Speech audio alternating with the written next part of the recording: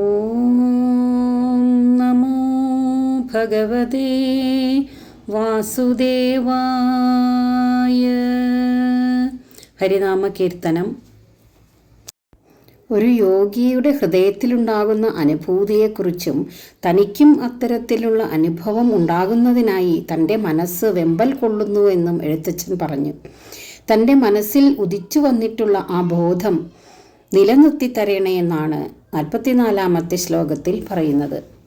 നത്വം വരും പരിചു കർമ്മവ്യപായമിഹ മധ്യേ ഭവിക്കലും അതില്ലെങ്കിലും കിമപി തത്വാദിയിൽ പരമുദിച്ചോരു ബോധമതു ചിത്തേ വരേണ്ടതിഹ നാരായണായ നമഃ. നത്വം വരും പരിച്, പരമമായ ആനന്ദത്തെ പ്രദാനം ചെയ്യുന്ന ബ്രഹ്മം എന്ന സത്യവസ്തുവിനെ കുറിച്ചുള്ള അറിവ്, അതാണ് ആത്മജ്ഞാനം, ബ്രഹ്മജ്ഞാനം എന്നൊക്കെ പറയുന്നത്. അങ്ങനെയുള്ള ജ്ഞാനാവസ്ഥ മനസ്സിലുണ്ടായി വരുമ്പോൾ ഈ ജന്മത്തിലെ കർമ്മവാസനകളെല്ലാം നശിച്ചാലും ഇല്ലെങ്കിലും പരമാത്മതത്വത്തെക്കുറിച്ച് ഉദിച്ചിട്ടുള്ള ബോധം അതങ്ങനെ മനസ്സിൽ നിന്നും വിട്ടുപോകാതെ തെളിഞ്ഞു തന്നെ നിൽക്കണമേ ഭഗവാനെ എന്നാണ് എഴുത്തച്ഛൻ പ്രാർത്ഥിക്കുന്നത്.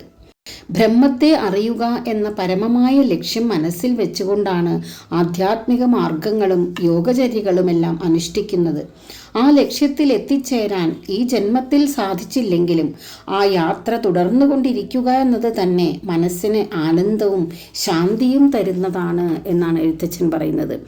അതുകൊണ്ടാണ് പരമാത്മ തത്വത്തെക്കുറിച്ച് ഉദിച്ചിട്ടുള്ള ബോധം എൻ്റെ ഹൃദയത്തിൽ നിലനിൽക്കാൻ എന്നെ അനുഗ്രഹിക്കണമേ ഭഗവാനെ എന്ന് എഴുത്തച്ഛൻ പ്രാർത്ഥിക്കുന്നത്.